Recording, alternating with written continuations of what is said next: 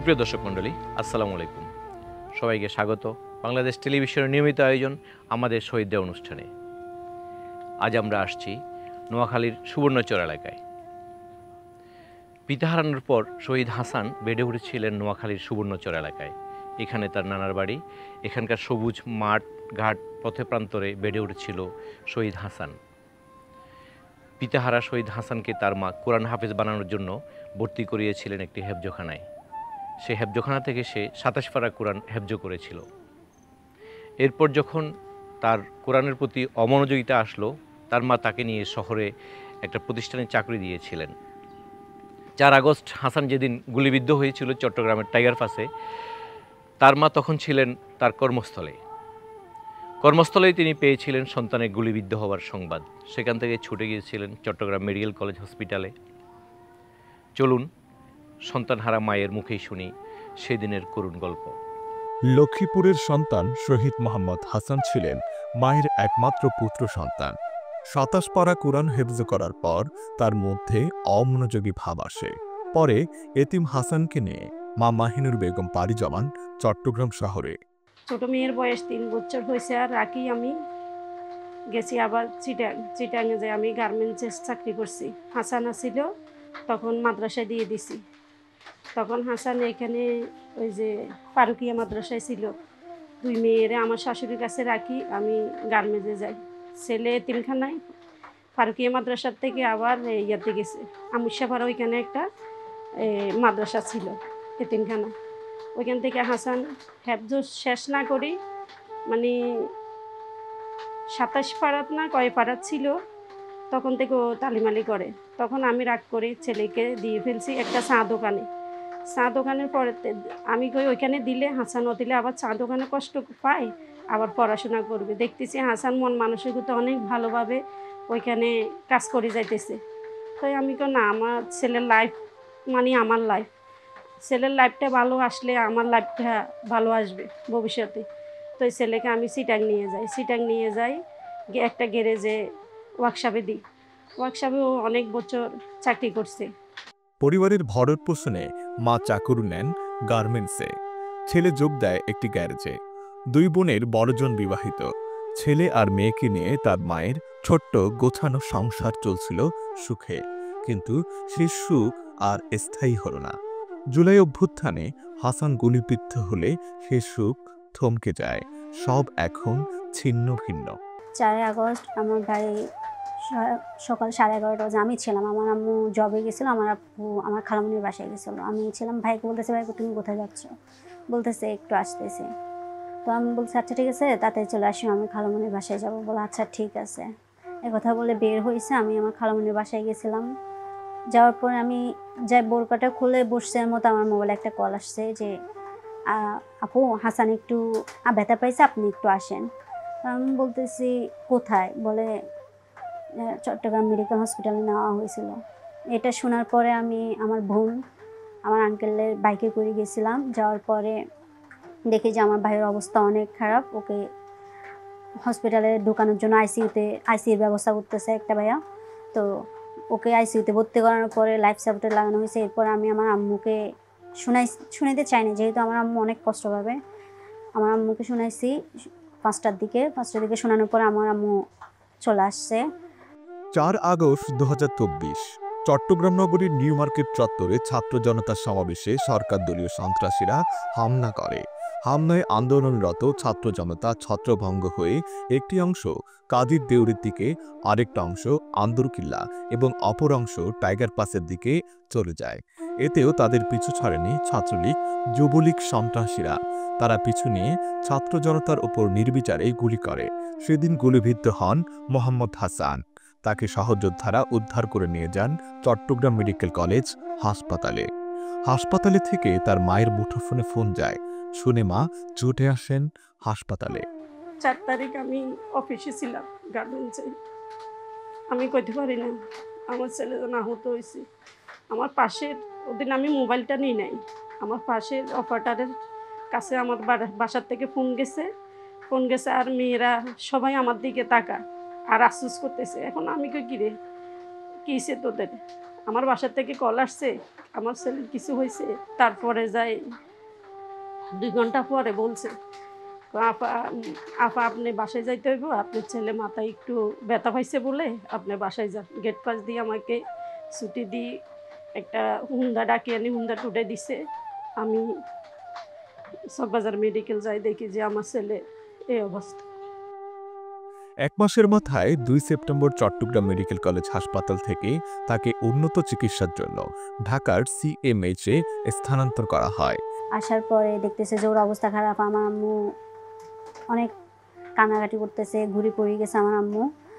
এভাবে তারপরে 5 আগস্ট আমাদেরকে বলতেছে ওর যদি এখন অপারেশন না করা হয় ওর হয়তো বাঁচার সম্ভাবনা নাই, 3% বলছে ওর বাঁচার সম্ভাবনা হার। তারপর আমরা বলছি আচ্ছা ঠিক আছে অপারেশন করাই ফেলেন।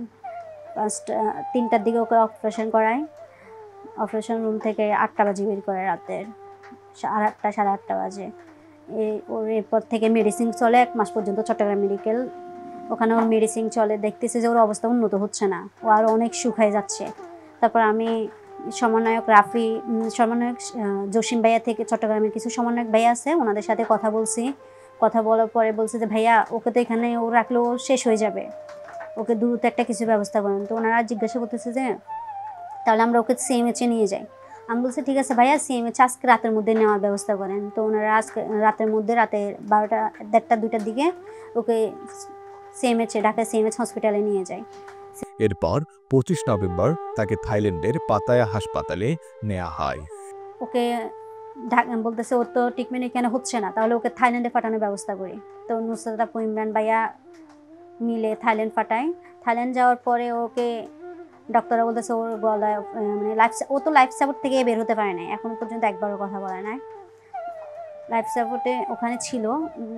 থাইল্যান্ড নেওয়ার পরে ওনারা বলতেছে যে ওর একটা অপারেশন করা লাগবে। ওনারা মাথায় পেশেন্ট বসেছিল 7 মাস ধরে। আল্লাহর রহমতে হয়তো মনে হচ্ছিল যেন ও কথা বলতে পারবে এমন, মানে ও মুখটুক লাড়াইতে পারতো, একটু হাতটাতে একটু রেসপন্স করতেছিল। ওর আল্লাহর রহমতে স্বাস্থ্য ফিরছিল। ভাবছি হয়তো আল্লাহ তাআলা ওকে সুস্থ করে দিবে। একদম সোজা হয়ে মানুষের মতো সোজা হয়ে না দাঁড়াইতে পারলো, নিজের পায়ে না হাঁটতে পারলো, হয়তো হুইল চেয়ারে করে হলেও বসে আমরা ওকে বাংলাদেশে আনতে পারবো। এপ্রিলের 10 তারিখ শারীরিক অবস্থার উন্নতি হলে তাকে লাইফ সাপোর্ট থেকে সাধারণ বেডে স্থানান্তর করা হয়। কিন্তু 25 এপ্রিল তার শারীরিক অবস্থার পুনরায় অবনতি হলে তাকে আবারও লাইফ সাপোর্টে নেওয়া হয়। অবশেষে 22 মে 2025 তারিখে রাত 11:10 শহীদ মোহাম্মদ হাসান শেষ নিঃশ্বাস ত্যাগ করেন। দীর্ঘ 7 মাস থাকার পরে ও একটু লাইফ সাপোর্ট থেকেও বের হয়েছিল। হওয়ার পরে আমি তো ভাবছিলাম যে আমার ভাই আমাকে একবার হলো বোন বলে ডাক দিবে, আমি এই আশা নিয়েই ছিলাম। আমি অনেক খুশি ছিলাম যে ভাই আস্তে আস্তে একটু রেসপন্স করতেছে। কিন্তু হঠাৎ করে 22 মে আমাকে কল দিয়ে বলে যে আপনি একটু আসেন হসপিটালে। আমি লগে লগে হসপিটালে যাওয়ার পরে দেখি যে ওর শ্বাস নিতে কষ্ট হচ্ছে। ওই সময় রাতে 11:30 বাজে, শ্বাস নিতে একটু কষ্ট হচ্ছে। 12টার দিকে ও মারা যায়। শহরে ছিল তার বোন সুমাইয়া। হাসান যখন আইসিইউতে জীবন মৃত্যুর সন্ধিক্ষণে, তখন সুমাইয়া ছিল একমাত্র সহযোগী। চট্টগ্রাম মেডিকেল কলেজ হাসপাতাল, সেখান থেকে ঢাকা সিএমএইচ থেকে থাইল্যান্ডে ভাইয়ের সঙ্গী ছিলেন সুমাইয়া। সুমাইয়া বলেন, বোন হিসাবে চাওয়ার আমরা 2 বোন, যেহেতু আমার বাবা নাই, ছোটবেলা আমি আমার বাবাকে হারাইছি, যখন 17 বছর বয়সে, এখন ভাইও নাই। আমি চাই আমার মা যেন ঠিক মতো যতটুকু জীবন আল্লাহ তাআলা ওনাকে রাখবে, উনি যেন ঠিক মতো চলাচল করতে পারে, এমন কিছু সরকার যেন করে দেয়। এতিম ছেলে হাসানের পরিবারের ঠাঁই হয়েছে তার নানার বাড়ি নোয়াখালীর সুবর্ণচরে, আর কবর দেয়া হয়েছে নানার বাড়ির উঠানের কোণে। হাসানের দুলাভাই মাহফুজুর রহমান বলেন, আসলে শহীদ হাসান ছেলে হিসেবে ভদ্র ছিল। আমাদের বাড়িতে যখনই যেত সবার সাথে হাসিমুখে কথা বলতো। কখন আমরা তার ভিতরে হচ্ছে কোনো ধরনের অন্যান্য ছেলেদের ভিতরে যেমন দুষ্টামি প্রবণতা বা সে যে এইজে হচ্ছে শহীদ হয়েছে, ওই এইজের ফলাফল হচ্ছে স্বাভাবিক একটু চঞ্চল টাইপের হয়। তো আমরা কখনো তো ছোটো ভাই হিসেবে তার ভিতরে এরকমগুলো দেখি নেই। তো শহীদ হাসান তো 4 আগস্ট আহত হয় বা চট্টগ্রাম টাইগার পাশে। আমি ছিলাম চৌমুনিতে, ওখানে প্রায় 16 জুলাই থেকে প্রত্যেক দিনই মাইজদি চৌমুহনীতে অংশগ্রহণ করা হতো। আমি হাসান আহত হয়েছে এই নিউজটা আমি পাই 17-18 আগস্ট। তো পাওয়ার পরে আমি একদিন পরে বৃহস্পতিবার সম্ভবত নিউজটা শুনছি, শোনার পর আমি শুক্রবারে চট্টগ্রাম আমাকে দেখতে যাই। তো যাওয়ার পরে তার যে অবস্থা দেখেছি, তখন তার বাঁচার মতো সম্ভাবনা ছিল না। তখন আমি আমার ফুফুকে সান্ত্বনা দিয়ে আসি, আসলে তার তো অবস্থা বাঁচার মতো অবস্থা নাই। তো ওখানে দীর্ঘদিন ছিল। পরে সেপ্টেম্বরের 4 তারিখ তাকে ওখান থেকে ইয়েতে নেওয়া হয়, চট্টগ্রাম সিএমএসে নেওয়া হয়। এর ভিতরে আমি নিয়মিতই কয়েকদিন খোঁজখবর রাখি, ওনাদের সাথে যোগাযোগ করি, তার চিকিৎসার কী অবস্থা বা এখান থেকে উন্নত চিকিৎসা প্রয়োজন আছে কিনা। পরবর্তীতে ওনারা বলছে যে তাকে যদি ঢাকাতে চিকিৎসার জন্য নিতে হয় তাহলে হচ্ছে এয়ারপ্লেনে করে নিতে হবে, এয়ার অ্যাম্বুলেন্সে করে নিতে হবে।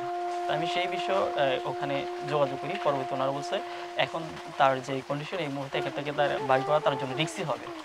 পরবর্তীতে আমি কথা বলাটা বন্ধ করি, এই যোগাযোগটা। এরপর ওনাদের সাথে সেপ্টেম্বরের 3 তারিখে ডিসিশন হয় ওকে ইয়েতে নেবে, কীভাবে নেবে, তো এই অ্যাম্বুলেন্সে করে নেবে, আইসি অ্যাম্বুলেন্সে করে ওখানে নেওয়া হয়। তো ওখানে নেওয়ার পরে আমি ঢাকা সিএমএসে 5-6 বার ওকে দেখতে যাই। আমার বাবা ঢাকাতে একটা হসপিটাল ছিল, ওখান থেকে আমি 5-6 বার তাকে দেখতে যাই। সেখান থেকে তাকে নভেম্বরের 25 তারিখে উন্নত চিকিৎসার জন্য থাইল্যান্ডে প্রেরণ করা হয়। সেখানে প্রায় 6 মাসের মতো ওখানে চিকিৎসা থাকার পরে 2025 সালের মে মাসের 22 তারিখ বাংলাদেশ সময় রাত 12টার দিকে সম্ভবত সে মৃত্যুবরণ করেন। এই নিউজটা আমার কাছে আশ্বাস প্রদানকারীতে সকলে যায়। আসলে শহীদরা চলে গিয়েছেন, তারা জীবন দিয়েছেন দেশের জন্য। তারা দেশের জন্য জীবন দিয়েছেন, এই দেশটা একটা সুন্দর একটি দেশ গড়ার জন্য, একটি ফ্যাসিবাদ মুক্ত একটি দেশ গড়ার জন্য, দুর্নীতিমুক্ত একটি দেশ গড়ার জন্য, এই দেশের মানুষ যাতে শান্তিতে থাকতে পারে এই জন্য তারা জীবন দিয়ে গেছে। সরকারের কাছে আমরা অবশ্যই আবেদন জানাবো, এই যে প্রায় 2000 মায়ের বুক খালি হয়েছে, 2000 মানুষ জীবন দিয়েছে, প্রায় 20,000 মতো মানুষ আহত হয়েছে, পঙ্গুত্ব বরণ করছে, চক্ষু হারিয়েছে।